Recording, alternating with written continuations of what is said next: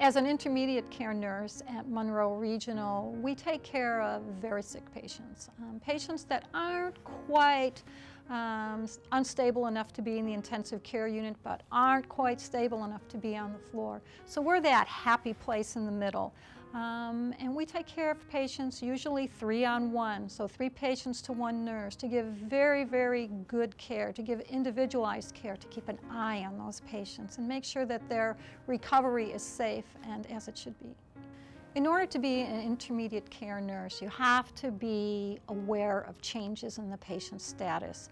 You know, is this patient stable? Is this patient's status changing? Are some of things changing in their position? Could it be their lab values? Are they having difficulty breathing? And picking up on those early changes in a patient's status makes the difference in their recovery. The nurses on intermediate care get up every single morning to take care of patients. That's what we do, that's why we get out of bed, and that's why we come here. I've been a Munroe nurse for just a little over a year now.